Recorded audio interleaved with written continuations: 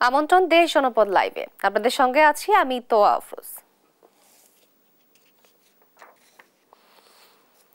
দর্শক, শুরুতেই জানাবো ইজতেমা ময়দানের খবর। সেখানে রয়েছেন সহকর্মী দেওয়ান ইমন, সরাসরি যোগ দিচ্ছেন তিনি। ইমন, ইজতেমায় মুসল্লিদের সমাগম কেমন এবং এখন কি কি আনুষ্ঠানিকতা চলছে সেখানে জানাবেন।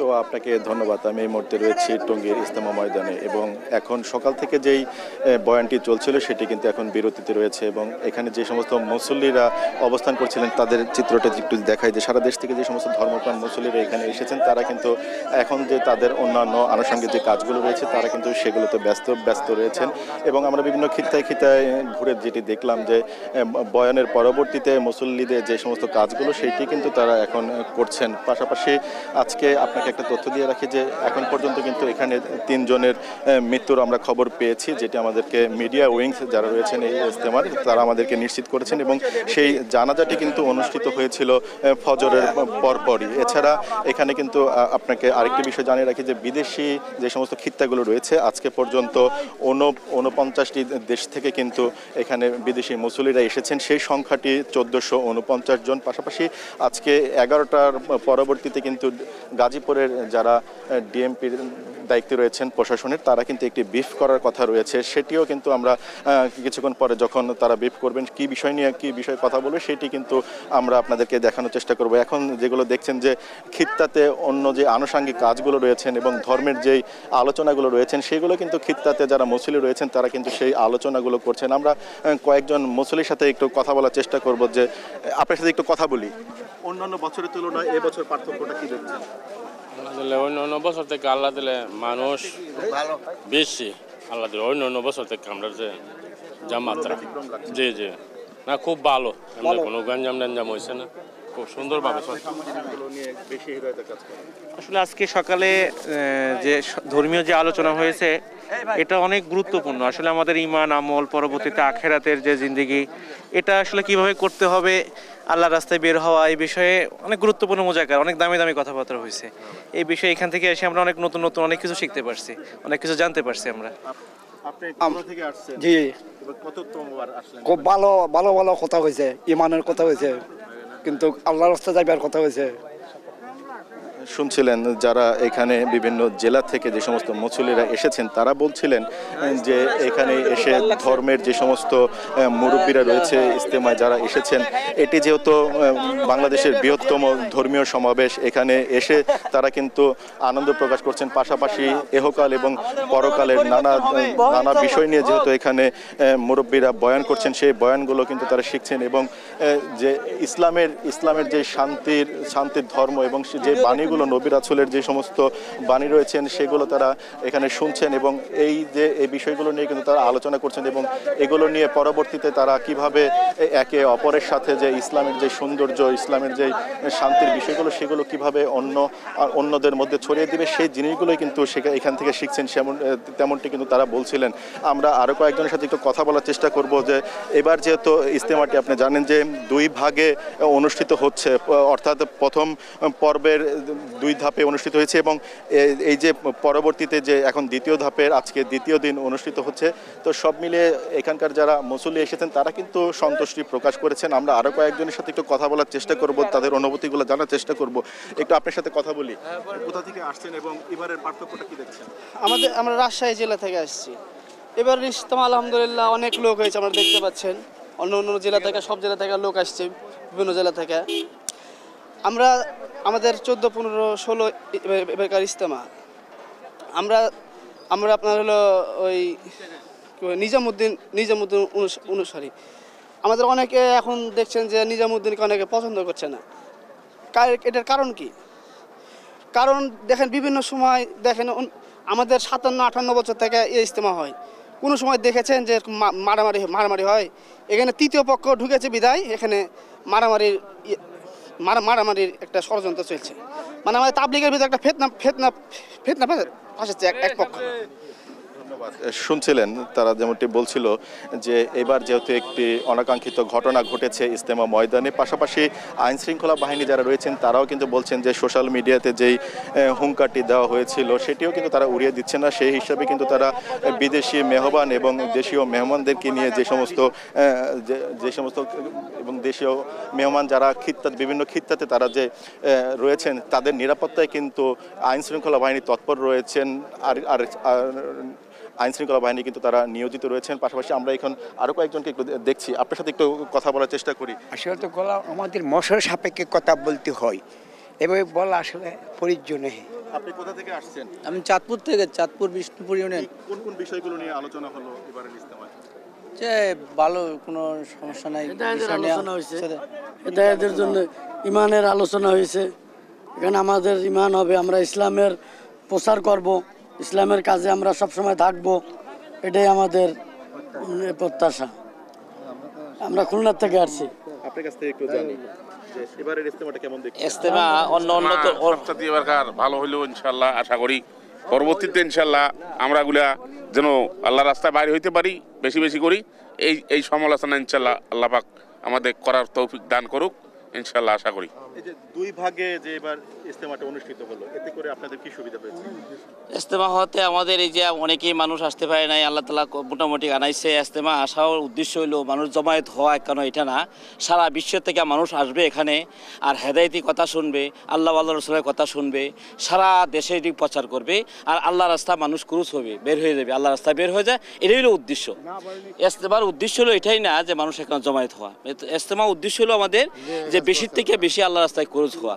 দেশ বিদেশে বলেন যে 5 মাসের জন্য বের হয়ে যাবে, এরপরে প্রথম সাল, দ্বিতীয় সাল, তৃতীয় সাল, মাস্তরা 2 মাস বিদেশ সফর, 40 দিন, 10 দিন, এরকমভাবে বিভিন্ন মানুষ, বিভিন্ন তপ্পর মানুষ, সাধারণ মানুষ, ওলামা হজরত, এরপরে গ্রামগঞ্জের মানুষ, ব্যবসায়ী, যত তপ্পর মানুষ আছে প্রত্যেক তপ্পর মানুষ হলো আমাদের উদ্দেশ্য হলো যেন আল্লাহ রাস্তায় বের হয়ে যায়, কুরুস হিসাবিল্লাহ, যে বেশির থেকে বেশি আল্লাহ রাস্তা বের হয়ে যায়। বের হয়ে যাওয়ার উদ্দেশ্য হলো সারা দুনিয়ার মানুষ কীভাবে দিন পায়, দিনের উপরে উঠতে পারে, জাহান্নাম থেকে বাঁচতে পারে, জান্নাতে যেতে পারে। এটা হলো আমাদের মাকসাদ, উদ্দেশ্য। আমাদের বিশ্বের আমিরের উদ্দেশ্য হলো এটাই হলো মাকসাদ। ধন্যবাদ আপনাকে। শুনছিলেন যারা এখানে মুসল্লি রয়েছেন যে এখানে যারা জমায়েত হয়েছেন যে সমস্ত মুসল্লিরা, তারা বলছেন যে এখানে শুধু জমায়েত হওয়ার উদ্দেশ্য এটাই নয় যে তারা সকলে একত্রিত হয়েছেন, এখান থেকে যে শিক্ষাগুলো নিচ্ছেন দিনের শিক্ষা, এটি যেন তারা সারা দেশে আবার ছড়িয়ে দিতে পারেন, সেই উদ্দেশ্যে কিন্তু এখানে জমায়েত হয়েছেন তারা। আপনি জানেন যে দিনের শেষ অংশে কিন্তু যৌতুকবিহীন একটি গণবিয়ে এখানে অনুষ্ঠিত হবে, সেই বিষয়টি কিন্তু আমরা পরবর্তীতে জানানোর চেষ্টা করব। তোয়া, আপনাকে ধন্যবাদ ইমন। ইজতেমা ময়দান থেকে সরাসরি যুক্ত ছিলেন আমাদের সহকর্মী দেওয়ান ইমন, জানাচ্ছিলেন সেখানকার সর্বশেষ পরিস্থিতি। জনবল সংকটের মধ্য দিয়ে চলছে নড়াইলের কালিয়া উপজেলা স্বাস্থ্য কমপ্লেক্স। এ বিষয়ে আরো জানাতে সরাসরি যুক্ত হচ্ছেন সহকর্মী শরীফুল ইসলাম। শরীফুল, সংকট নিরসনে কর্তৃপক্ষ কোনো ব্যবস্থা নিচ্ছে কি জানাবেন?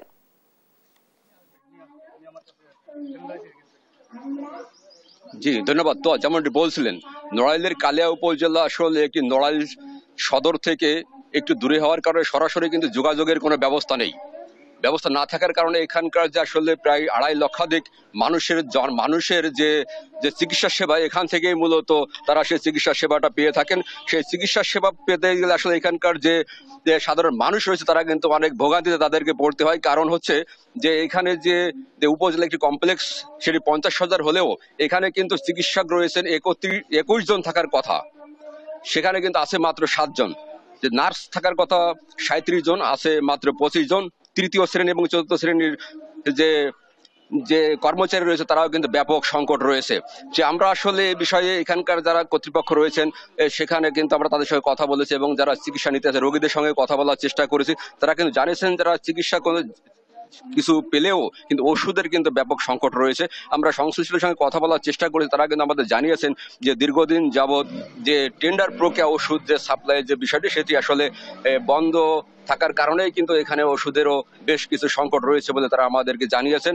আমরা রোগীদেরা বলছেন যে আমাদের অধিকাংশ ওষুধ তাদেরকে বাইরে থেকে কিনতে হচ্ছে এবং কিছু ওষুধ তারা এখনো এখান থেকে পেয়ে থাকেন হাসপাতাল থেকে। তারা কর্তৃপক্ষ বলছেন যে আমরা চেষ্টা করছি যে আমাদের যতটুকু সম্ভব এইখান থেকে দেওয়ার চেষ্টা করছি, কিন্তু যেহেতু সাপ্লাই না থাকার কারণে কিন্তু আমরা আমাদের যে ওষুধের যে সেবা সেটি কিন্তু আমরা তাদেরকে দিতে পারছি না। তবুও আমরা আমাদের যে সাধ্যমতো চেষ্টা করছি যে রোগীদের সেবা এবং ওষুধ যেটা দেওয়া যায় সেভাবে কিন্তু আমরা আমাদের জায়গা থেকে কাজ করার চেষ্টা করছি। এই বিষয়ে আমরা একটু এইখানকার স্থানীয়দের সঙ্গে আমরা একটু একজনের সঙ্গে কথা বলার চেষ্টা করব যে আসলে যে এখানে কি কি সমস্যা হচ্ছে, তাদেরকে এখানে যে সদর হাসপাতাল এই কালিয়া উপজেলা স্বাস্থ্য কমপ্লেক্সের রোগী কি কি সমস্যা পড়তে হচ্ছে সেটি আমরা একটু জানার চেষ্টা করছি একজনের কাছ থেকে। জি, একটু জানাবেন কি কি সমস্যা হাসপাতালে আপনারা রোগীরা দেখাতে আসলে কি কি সমস্যা হয়ে থাকে আপনাদের?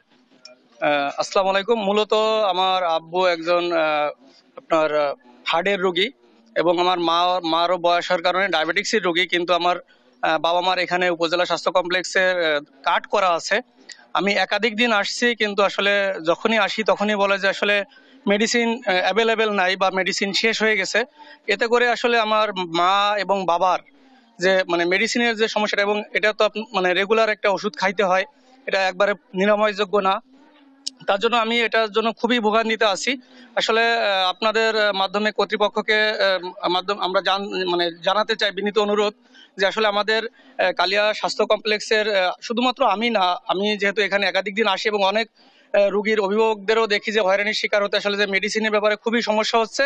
একই সাথে ডাক্তারের যে সমস্যা, এখানে এই হসপিটালে 2015 সালে আমার স্ত্রীর সিজার হয়, আমার বোনের সিজার হয়েছে এখানে। এখন বর্তমান সময়ে আসলে সিজারের অবস্থাও খুবই খারাপ। একটা সময় ধন্যবাদ। যেমনটি শুনছিলেন আসলে এখানে কিন্তু অনেক সমস্যা রয়েছে, সেগুলো কিন্তু আসলে এখানকার যারা ভুক্তভোগী তারা কিন্তু জানানোর চেষ্টা করছিলেন। আমরা একটু কথা বলি এখানকার দায়িত্বপ্রাপ্ত একসঙ্গে তিনি আরএমও হিসেবে দায়িত্ব পালন করছেন এবং পাশাপাশি কিন্তু টিএইচ এবং উপজেলা স্বাস্থ্য কর্মকর্তা হিসেবে কিন্তু উনি একাই দায়িত্ব পালন করছেন।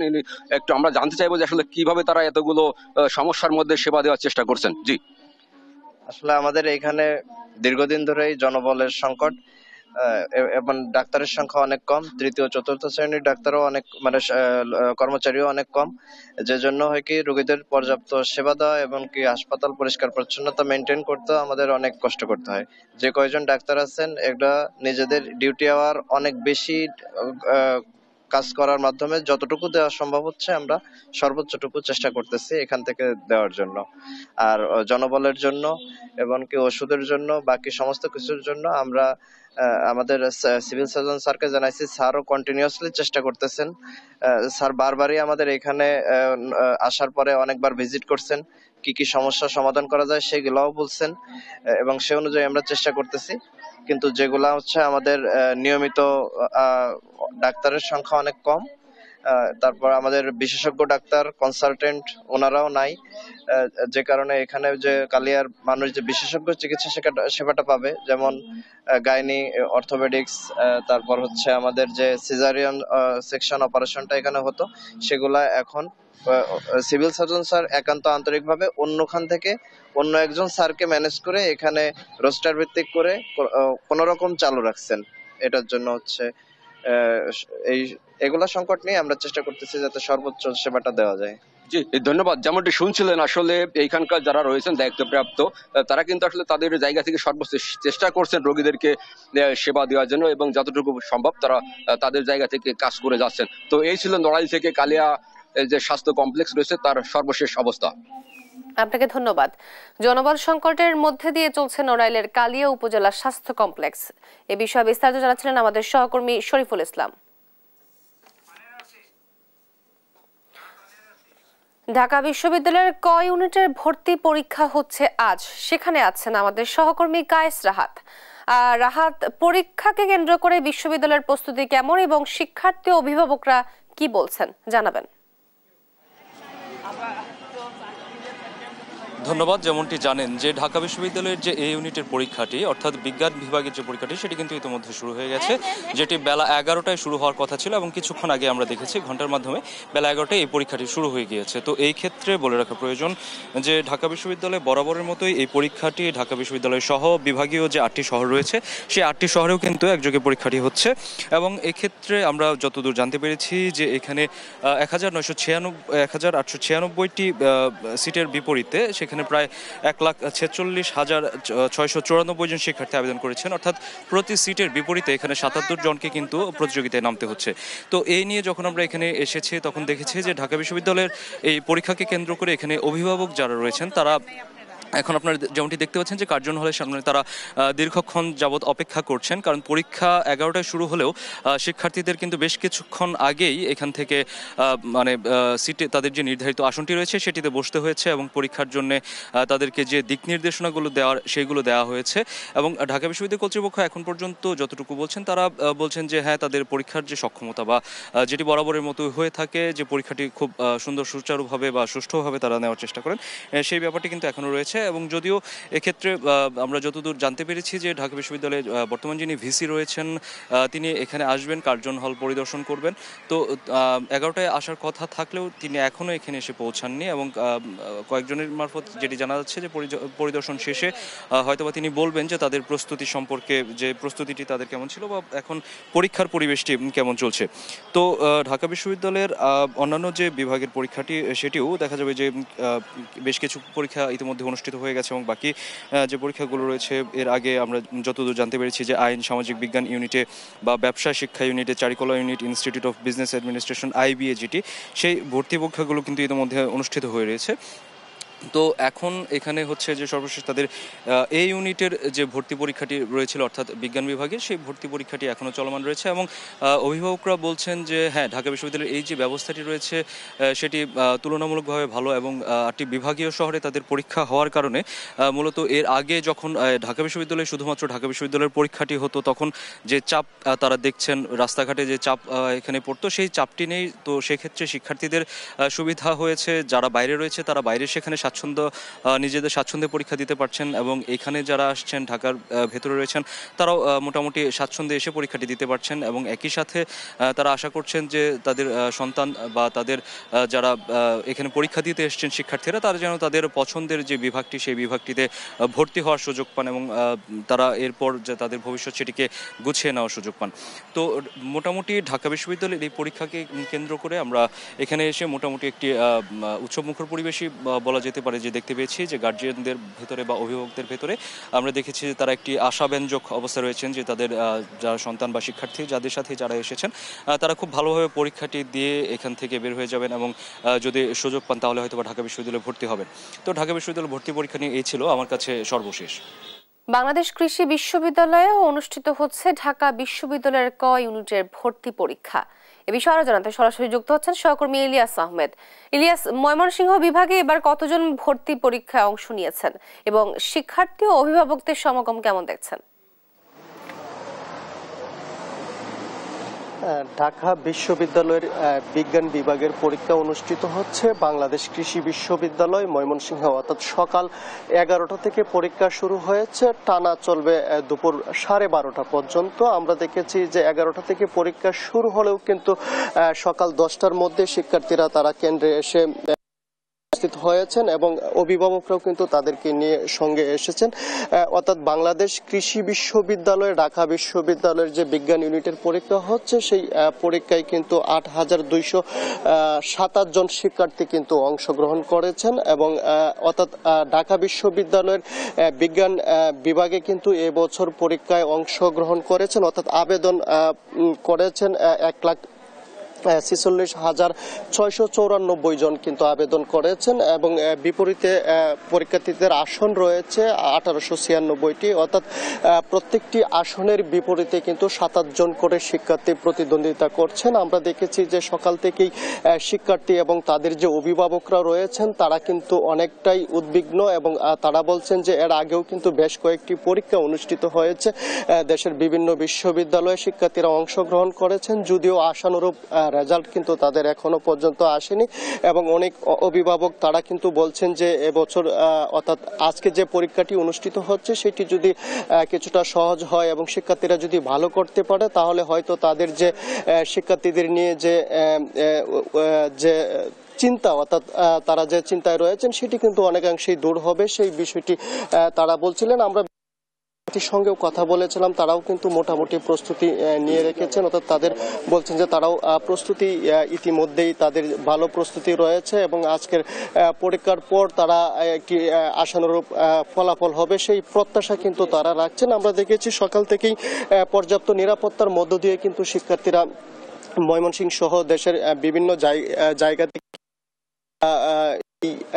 বাংলাদেশ কৃষি বিশ্ববিদ্যালয়ে তারা কিন্তু উপস্থিত হয়েছেন এবং তারা পরীক্ষায় অংশগ্রহণ করেছেন। যদিও আজকে আমরা দেখেছি আজহারির একটি অনুষ্ঠান থাকার কারণে ময়মনসিংহ শহর থেকে যানজট একেবারেই যানজট ছিল না, সংখ্যা কিছুটা কম ছিল, তাদের অনেকটাই ভোগান্তির মধ্যে পড়তে হয়েছে। তারপরেও শিক্ষার্থী এবং তাদের যে অভিভাবক রয়েছে তারা বলছেন কিন্তু নির্বিঘ্নে তারা বাংলাদেশ কৃষি বিশ্ববিদ্যালয় কেন্দ্রে কিন্তু তারা যথাসময়ে এসে পৌঁছেছেন এবং পরীক্ষায় আমরা দেখেছি পরীক্ষা ইতিমধ্যেই কিন্তু শুরু হয়েছে, অর্থাৎ 100 নম্বরের পরীক্ষা অনুষ্ঠিত হচ্ছে। এর মধ্যে এমসিকিউ নম্বর 60 নম্বর এবং লিখিত পরীক্ষা হবে 40 নম্বরের এবং শিক্ষার্থীরা তাদের প্রস্তুতির কথা কিন্তু সেই বিষয়টি আমাদেরকে জানিয়েছিলেন। আমরা দেখেছি যে এখন কৃষি প্রযুক্তি ও প্রকৌশল অনুষদের সামনে আমরা রয়েছি, অর্থাৎ সেখানে কিন্তু অভিভাবক যারা আছেন তারা কিন্তু অপেক্ষায় রয়েছেন এবং শিক্ষার্থীরা পরীক্ষা দিয়ে বের হলে তাদেরকে কিন্তু নিয়ে যাবেন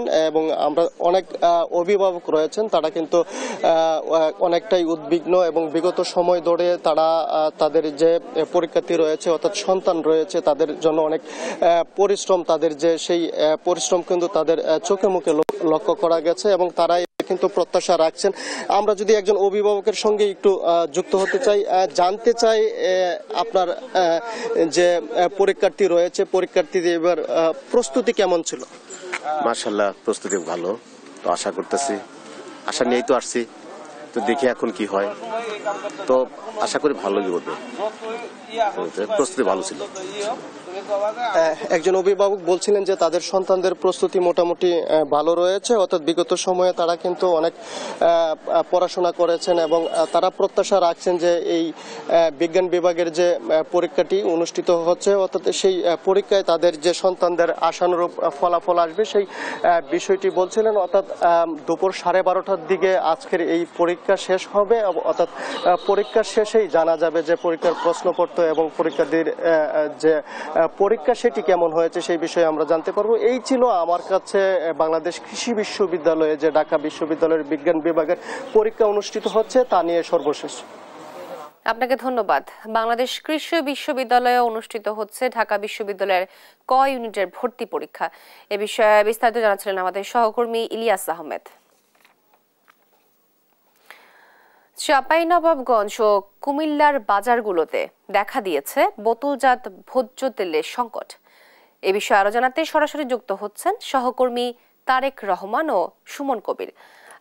তারেক, এই সংকটের কারণ কি এবং এ বিষয়ে ক্রেতা বিক্রেতারা কি বলছেন? ভোজ্য তেল নিয়ে কিন্তু নৈরাজ্য গত 6 মাস ধরে চলছে। এর মধ্যখানে মোটামুটি তেলের বাজার নিয়ন্ত্রণে আসলেও গত সপ্তাহ ধরে কিন্তু আবার কিন্তু তেলের সংকট সৃষ্টি হয়েছে। এর মধ্যে আমাদের সাথে কথা হয়েছিল ডিলারদের সঙ্গে, তারা আমাদেরকে যে বিষয়টি বলছে, খোলা বাজারে তেলের দাম যেহেতু 196 টাকা 97 টাকা চলছে, সেক্ষেত্রে তারা কিন্তু বোতলজাত তেলে যেহেতু উৎপাদন খরচ বেশি, সেক্ষেত্রে বোতলজাত তেলের দাম আরো বাড়ানোর দাবি তারা জানিয়েছেন। এজন্য মূলত তেলের সরবরাহ কম থাকে, তেলের সংকট সৃষ্টি হয়েছে এই চাঁপাইনবাবগঞ্জের বাজারে। কিছুক্ষণ আগে আমার সাথে মাঠ পর্যায়ে যারা খুচরা দোকানদার আছে তাদের সাথে কথা হয়েছিল, তারা আমাদেরকে জানিয়েছেন কিছু কিছু ডিলারদের কাছে এখনো বোতলজাত তেল মজুদ থাকলেও তারা কিন্তু একটি শর্ত বেঁধে দিচ্ছে। সেই শর্তটি হচ্ছে 5 লিটার তেল নিতে গেলে 3 লিটার অর্থাৎ 3 কেজি পোলাওর চাল তাদেরকে নিতে বাধ্য করছে। এর জন্যই তারা কিন্তু যারা খুচরা দোকানদার আছে তারা কিন্তু নিতে পারছে না এবং যারা ডিলার আছে তারা কিন্তু মজুদ তারা দিন দিন আরো বৃদ্ধি করছে। আরেকটি বিষয় আমরা যেটি জানতে পারছি, আগামীতে যেহেতু আর অল্প কয়েকদিন পরে রমজান মাস শুরু হবে, এই রমজান মাসকে কেন্দ্র করে কিন্তু ভোজ্য তেল বাড়ানোর শঙ্কা রয়েছে এবং ডিলাররা এবং যারা উৎপাদনকারী প্রতিষ্ঠান আছে সেই উৎপাদনকারী প্রতিষ্ঠানগুলো তেলের দাম বাড়ানোর যে পায়তারা করছে তারই একটি নমুনা হতে পারে যে তেলের সংকট। তারা কিন্তু কৃত্রিম সংকট করেই কিন্তু এই তেলের দাম বাড়ানোর জন্য পায়তারা করছে। আমরা একটু একজন দোকানদারের সাথে কথা বলতে চাই যে আপনি একটু বলবেন আসলে মাঝে মধ্যে ভোজ্য তেলের সংকট হচ্ছে কি কারণে, একটু যদি বলেন আমাদের। এটা অসৎ ব্যবসায়ী যারা সিন্ডিকেটের সাথে জড়িত তারা এটা করছে, কারণ খোলা তেল অ্যাভেলেবল পাওয়া যাচ্ছে যতই দাম হোক, কিন্তু জার্কিন তেল কেন পাওয়া যাচ্ছে না? এটা আমাদের প্রশাসনের ব্যর্থতা, এসব সংকটকারীকে ধরতে পারছে না। আমরা এটা মনে করি সামনে রমজান তারা দাম বাড়াবে, এই একটা কৌশল তারা নিয়েছে। জি ধন্যবাদ। যেহেতু আপনি শুনছিলেন কি একজন খুচরা দোকানদার জানাছিলেন যে প্রশাসনের ব্যর্থতা এবং সামনে যে রমজান, এই রমজানকে সামনে রেখে কিন্তু সিন্ডিকেট তৈরি হয়েছে। সিন্ডিকেটের দাম বাড়ানোর কারণে কিন্তু ভোজ্য তেল তারা কিন্তু কৃত্রিম সংকট করে রেখেছে। জি আমরা এবার একটু যেতে চাই কুমিল্লায়, সেখানে অপেক্ষা করছেন আমাদের সহকর্মী সুমন কবির। যে সুমন কবির, আপনি জানাবেন আপনার ভোজ্য তেল কি কারণে সংকট হচ্ছে এবং দামের কি অবস্থা? জি তারেক, আপনি যেটা বলছিলেন আসলে কুমিল্লা বাজারগুলোতে আমরা দেখেছি একই অবস্থা। এখানে কুমিল্লা আমরা দেখেছি বোতলজাত তেল হঠাৎ করে আসলে কি সংকট তৈরি হয়েছে এবং সেখান থেকে তারা বলছেন আসলে বিভিন্ন কোম্পানিগুলো আসলে বিভিন্ন ধরনের শর্ত দেওয়ার কারণে আসলে দোকানদার আসলে এখন আর ভোজ্য তেল নিতে পারছে না, তারা খোলা তেলে আসলে বেশি বিক্রি করছে। এবং সেই দিক থেকে যদি বলি খোলা তেলের দামের সাথে আসলে বোতলজাত তেলের দামের পার্থক্য হওয়ার কারণে আসলে এই ঘটনাটা ঘটেছে। তা আমি দুই একজন ক্রেতার সাথে কথা বলতে চাচ্ছিলাম, আসলে হঠাৎ করে কেন বাজারে এই বোতলজাত তেল নেই, আপনারা কেন তেল পাচ্ছেন? আমি আজকে 2 দিন ধরে কিন্তু এই বাজারে আসছি। মূলত এখানে কোনো ধরনের সয়াবিন তেল নাই। মূলত যে সিন্ডিকেটের কারণে বাজারে তেল ঢুকতে পারতেছে না, যার কারণে আমাদের মতো যারা সাধারণ ক্রেতা তারা কিন্তু বেশ ভোগান্তি পড়তে হচ্ছে।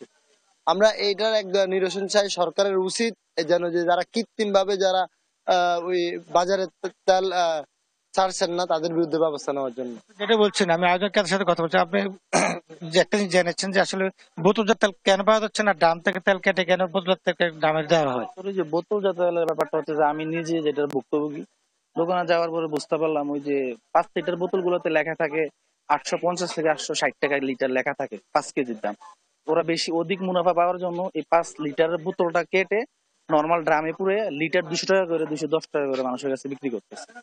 এরকম ভাবে তাদের ভোক্তাদের ঠকাচ্ছে। ক্রেতাদের ভোগান্তির কথা শুনছিলাম, এখন আমি বিক্রেতার সাথে কথা বলতে চেষ্টা করবো। আসলে আপনারা কেন বোতলজাত তেল পান না? আমরা বিভিন্ন শর্ত দেওয়া তবে এই কথাটা আপনাদের মুখ থেকে নিয়ে তাদের শুনবো। এর মধ্যে আরো অনেক কিছু দিয়ে দেয়। 2 কার্টন তেলের দাম যদি 10,000 আর আরো 10,000 টাকার এক্সট্রা অন্য মাল দিয়ে দেয়। এই জন্য আমরা অন্য মালগুলো দেখেন আমাদের কাছে কয়টা রূপচাঁদা তেল আছে, কয়টা অন্য কোনো তেল আছে। চাল এই যে চাল পরে রয়েছে, তারপরে চাল পরে রয়েছে, আটা পরে রয়েছে ভিতরে অনেক, বুঝছেন। এই জন্য আমরা ফর্তা করে বিক্রি করতে, তেল আনলে 1 ঘন্টা তেল বিক্রি হয়ে যায়, আবার বাকি মাল 1 মাসও বিক্রি হয় না। বুঝতে পারছি সেটাই বলছেন। আসলে রমজানকে উপলক্ষে করে আসলে যারা সিন্ডিকেট রয়েছে এবং যারা ডিলাররা রয়েছে তারা আসলে তেল মজুত করে রাখছে। এবং সেই দিক থেকে যদি বলি কুমিল্লার বাজার মনিটরিং ব্যবস্থা যদি এখনো জোরদার করা না হয় এবং সকল ডিলারদের সাথে যদি কথা বলে জেলা প্রশাসক যদি এই সমাধান না করে, আসলে এই সমস্যাটা থাকবেই। ক্রেতা বলছেন আসলে এটা সমাধান করার জন্য। এবং গত 4 মাস ধরে আমরা দেখছি কুমিল্লা বাজারগত বোতলজাত তেলের সংকট রয়েছে। এদিক থেকে আমি কথা বলার চেষ্টা করেছি পুলিশ জেলা প্রশাসকের সাথে, উনি জানিয়েছেন আসলে রমজান উপলক্ষে তারা একটা মিটিং করবেন আগামী দিন এবং তখন সিদ্ধান্ত নিবে আসলে কি হয়। বাজার মনিটরিং ব্যবস্থা ভোক্তা অধিকারের যে টিম কাজ করে মাঠে, এই ছিল কুমিল্লার বাজার পরিস্থিতির সর্বশেষ তহা। ভোলার বাজারগুলোতে বেড়েছে নিত্য পণ্যের দাম। এ বিষয়ে আলোচনাতে সরাসরি যুক্ত হচ্ছেন সহকর্মী ছোটন সাহা। ছোটন, দাম নিয়ে কি বলছেন ক্রেতা বিক্রেতারা এবং কি অবস্থা সেখানকার বাজারে জানাবেন? তো যেমনটি বলছিলেন যে আসলে দাম নিয়ে মানুষের বরাবরই ক্ষোভ থেকেই থাকে, কারণ তারা এই দাম নিয়ে সন্তুষ্ট নয়। তবে আজকের বাজারে আমরা ঘুরেছি, বিশেষ করে সবজির যে দাম সেটি বলা যায় একেবারেই নাগালের মধ্যে চলে এসেছে। কারণ আমরা দেখেছি যে আগে যেখানে 1 কেজি আলু যে দাম দিয়ে কেনা হতো সেটি কিন্তু এখন সেই দামে কিন্তু 3 থেকে 4 কেজি আলু কিন্তু কেনা যাচ্ছে। তবে সবচেয়ে যে বিপাকে পড়ছেন ক্রেতারা সেটি হচ্ছে সয়াবিন তেলের কিন্তু সংকট রয়েছে। এই বাজারগুলোতে সয়াবিন তেল এতটাই সংকট এবং দাম বৃদ্ধি যেটি ক্রেতাদেরকে হতাশ করে তুলেছে। আমরা কথা বলেছি ক্রেতাদের সাথে, তারা বলছিলেন যে প্রতি কেজি যে সয়াবিন তেল সেটি 195 থেকে 200 টাকা, কখনো কখনো 220 টাকা হারেও কিন্তু বিক্রি হচ্ছে, এমনটি আমরা জেনেছি। তবে ব্যবসায়ীরা বলছিলেন এই সংকট নিয়ে তাদের আসলে কোনো বক্তব্য নেই। তারা বলছেন যে কোম্পানিগুলো সরবরাহ না করার কারণে তাদের এগুলো তারা বিক্রি করতে পারছে না, এমনটি বলছিল। তবে এক শ্রেণীর ক্রেতারা অবশ্য বলছিলেন যে কৃত্রিম সংকট দেখিয়ে হয়তো মূল্য বৃদ্ধির একটি অজুহাত দেখিয়ে হয়তো দাম আরও বাড়িয়ে দেওয়ার একটি সম্ভাবনা রয়েছে, যেহেতু সামনে পবিত্র মাহে রমজান মাস চলে আসছে। তো সেই হিসাবে কৃত্রিম সংকট দেখানোর কারণে দাম বাড়ার আশঙ্কা কিন্তু রয়েছে। তো আমরা মাছ এবং মাংসের বাজারও ঘুরেছি, একই সাথে সেখানে দেখেছি সব ধরনের মাছের দাম কিন্তু চড়া, এবং যে মাংসের নাম গরুর মাংস কিন্তু কেজি প্রতি আমরা দেখেছি বিক্রি হচ্ছে 750 থেকে 800 টাকা, যেটি কিছুদিন আগেও কিন্তু 700 টাকা ছিল কেজি প্রতি। এবং একই সাথে খাসির যে মাংস সেটিও কিন্তু বলা যায় দাম কিছুটা চড়া, কারণ আমরা জেনেছি যে খাসির মাংস কেজি প্রতি আগে বিক্রি হতো 900 থেকে 950, কখনো বা 1000 টাকা, কিন্তু সেটি কিন্তু আজকের বাজারে বিক্রি হচ্ছে 1100 টাকা কেজি দরে। অর্থাৎ মাছ, মাংস এবং যে সয়াবিন তেল সেগুলো কিন্তু নাগালের মধ্যে নেই। একই সাথে আজকের বাজারে 10 টাকা বেড়েছে কিন্তু রসুনের দাম। রসুনের দাম কেজি প্রতি যেখানে ছিল 220 টাকা, সেটি কিন্তু আজকের বাজারে 230 টাকা দরে বিক্রি হচ্ছে। এই দরদাম নিয়ে ক্রেতাদের বরাবরই একটাই ক্ষোভ যে ব্যবসায়ীরা তাদের নিজেদের ইচ্ছে মতো এই দামগুলো বাড়িয়ে দিচ্ছেন, সেক্ষেত্রে অসহায় হয়ে পড়ছেন সাধারণ যারা ক্রেতা রয়েছেন তারা। তবে একই সাথে তারা দাবি অবশ্য তুলেছেন যে এই বাজার দর নিয়ন্ত্রণে যদি প্রশাসন এবং ভ্রাম্যমাণ আদালত এবং ভোক্তা অধিকার যারা আসলে বাজার মনিটরিং করে থাকে তাদের যদি নিয়মিত অভিযান থাকে, সেক্ষেত্রে এই দরদাম কিন্তু অনেকটা নাগালের মধ্যে আনা কিন্তু সম্ভব, এমনটি তারা আমাদেরকে বলছিলেন। তো এ ছিল আজকের বাজারে ভোলার যে দরদাম নিত্য পণ্যের, তা নিয়ে সর্বশেষ তথ্য। ফিরে যাচ্ছি স্টুডিওতে। তোয়া। জয়পুরহাটে আলু উৎপাদন করে চরম লোকসানে চাষিরা। এ বিষয়ে আলোচনাতে সরাসরি যুক্ত হচ্ছেন সহকর্মী রেজাউল করিম। রেজা, ফলন ভালো হওয়ার পরও চাষিদের লোকসানের কারণ কি, বিস্তারিত জানাবেন। হ্যাঁ, তো আমি এখন দাঁড়িয়ে আছি জয়পুরহাটের খেতলাল উপজেলার, এটা হচ্ছে মনঝার বাজারে। এখানে কিন্তু বেশ কয়েকটি আড়ত আছে এবং এই উপজেলা সহ জয়পুরহাট জেলার যে আলু উৎপাদনকারী যে কয়টি উপজেলা, মোটামুটি সব উপজেলা আলু উৎপাদন হয় এবং দেশের কিন্তু অন্যতম জেলা হিসাবে 2-3টি জেলা যদি আলু উৎপাদনের জেলা ধরা হয়, তার মধ্যে জয়পুরহাট জেলা কিন্তু একটি। তো এখানে একটা বিষয় আমি জানিয়ে রাখি যে আলু উৎপাদনের যে কৃষকরা এখানে কিন্তু চরমভাবে ক্ষতিগ্রস্ত হচ্ছেন, তারা যেটি জানিয়েছেন। এবং আপনি দেখছেন যে এখানে কিন্তু তাদের মাঠ থেকে, ক্ষেত থেকে তারা আলু নিয়ে এসে কিন্তু এই আড়তে বিক্রি করছে এবং আড়ত থেকে এখানকার আলু কিন্তু চলে যাবে দেশের বিভিন্ন অঞ্চলে। অর্থাৎ এই আজকে যে আপনি দেখছেন যে আলুগুলো, এটা কিন্তু গোপালগঞ্জের দিকে চলে যাবে, তারপরে ভাঙ্গা, ফরিদপুর, মাদারীপুরে চলে যাবে। তো সর্বোপরি বলা যায় যে এখানে আলু উৎপাদনের যে এখানে যে খরচ, তারা যেটি কৃষকরা জানিয়েছেন যে আলুর যে খরচ, তারা কিন্তু 40 থেকে 45 হাজার টাকা প্রত্যেক বিঘাতে খরচ হচ্ছে, কিন্তু তারা আলু যেটি বিক্রি করতে পারছেন সেটা হচ্ছে 28 থেকে 30 হাজার টাকার মধ্যে আলু বিক্রি হচ্ছে। তো আজকের যে আলুর বাজার, এখানে হচ্ছে স্টিক আলু এবং ডায়মন্ড আলু এখন যে ক্ষেত থেকে তারা নিয়ে আসতেছে, এবং এখানে কিন্তু আড়তে কিন্তু তারা প্রক্রিয়ার মধ্য দিয়ে এগুলো বস্তাজাত করে কিন্তু দেশের বিভিন্ন অঞ্চলে যাবে। সেটা কিন্তু 400 থেকে 420-30 টাকা দরে আলু বিক্রি হচ্ছে। এতে কিন্তু তারা লোকসানের চরমভাবে লোকসান খাচ্ছে। অর্থাৎ যে এখানে যে সারের সময় তারা কিন্তু অতিরিক্ত দামে সার নেয়, আবার বীজের সময় তারা কৃষকরা যেটি জানিয়েছেন সিন্ডিকেট করে বীজ যেটা 2500-2800 টাকার বস্তা, সেটা 5000 টাকা পর্যন্ত বস্তা তাদের কিনতে হয়। কীটনাশকের দাম বেশি। সর্বোপরি বলা যায় যে তারা কৃষকরা যেটি জানিয়েছেন যে লসের মধ্যেই তারা আছেন। তো আমি একজন কৃষকের সাথে কথা বলে জানতে চাই, তো আপনি জানাবেন যে আলুর বাজার এখন কি, আপনাদের কৃষক হিসাবে আপনার কেমন অবস্থা যাচ্ছে? বর্তমানে আলুর বাজার চলতেছে আমাদের কাছে 410 থেকে 20 টাকা লালটা, আর সাদাটা হলো 350 টাকা। এতে কৃষক কিভাবে বাঁচতে পারে? দেখেন, এক বস্তা ফসফেট, এক বস্তা ইউরিয়া আমরা কিনতে গেছি 1600-1800 টাকা আমাদের কিনতে হয়েছে। কোথায় বিআইডিসি ডিলার সার বিক্রি করে গোডাউন থেকে আউট করে, আর হোলসেলার ডিলারের তারা সার পাচ্ছে বিক্রি করছে এক বস্তা সারের উপরে 300-400 টাকা লাভ দিয়ে। আর ডিলারেরা কোথায় গিয়েছিল? ডিলারেরা সার কেন বেচবে সিন্ডিকেট করে? আপনার সরকার কি নাকের তেল দিয়ে ঘুম পারেন? ঘুম পারেন নাকের তেল দিয়ে? আর আপনার যে অফিসার গুলো আছে, বিআইডিসি অফিসাররা, তারা আসে তদারকি না করে, আর সাধারণ কৃষকের উপর কেন চাপ দেওয়া হচ্ছে? আজ তারা পাচ্ছে সামান্য 350-400 টাকা মূল্য এই আলুগুলা এক একটা আলুর বস্তা আমাদের কিনতে হয়েছে 4,042 টাকা বীজের আলু। 40 কেজি আলুর দাম 4,042 টাকা কিনতে হয়েছে। এই সিন্ডিকেট কোথা থেকে? আর এই ব্রাক সংস্থা 2200 টাকা কিনলাম, 1800 টাকা গতবারে কিনলাম, কেন আবার তারা আজকে এত দাম বাড়িয়ে দিছিল? আপনারা দেখেন না? আপনাদের নজর নাই? এই এলাকাতে আপনাদের সংরক্ষণের জন্য গত বছরের চেয়ে এই বছর যে ভাড়া বাড়িয়েছে, এতে আপনারা কি বলছেন? সেটা তো কোল্ড স্টোরের ব্যাপার। কোল্ড স্টোরে এখন দেখতেছি আমরা গেলে রিসিভ পাচ্ছি না। কেন রিসিভ পাচ্ছি না? ওরা সিন্ডিকেট শুরু করে প্রতি কেজি 8 টাকা করে রাখতেছে, আবার প্রতি বস্তার উপরে অগ্রিম 100 টাকা বলে ইনভেস্ট করে দেওয়া লাগবে। কোথায় ছিল এদিন? কোথায় আসছিল? আজকে বাংলাদেশে শতকরা 80% কৃষকরা এত লাঞ্ছিত কেন? আর কৃষকের উপর আপনাদের নজর নেই কেন? ধন্যবাদ। আর একটা বিষয় আমি জানিয়ে রাখি যে এখানে যে সংরক্ষণের যে সমস্যাটা হয়েছে, সংরক্ষণ করতে কিন্তু এখানে যে জেলা প্রশাসন এবং উপজেলা প্রশাসন, কালাই উপজেলার প্রশাসন, এখানে 12টি হিমাগার আছে এবং সব মিলে কিন্তু 19টা হিমাগার জয়প্লেট আছে। তার মধ্যে কালাইয়ের উপজেলা নির্বাহী অফিসার আমাকে কিছুক্ষণ আগে যেটি জানিয়েছেন যে কালাইয়ে যে 350 টাকা বস্তা ছিল সেটা কিন্তু এবার ভাড়া বাড়িয়ে 8 টাকা কেজি ধরে, অর্থাৎ 50 কেজির বস্তা কিন্তু 400 টাকা তারা নির্ধারণ করেছে কোল্ড স্টোর অ্যাসোসিয়েশন।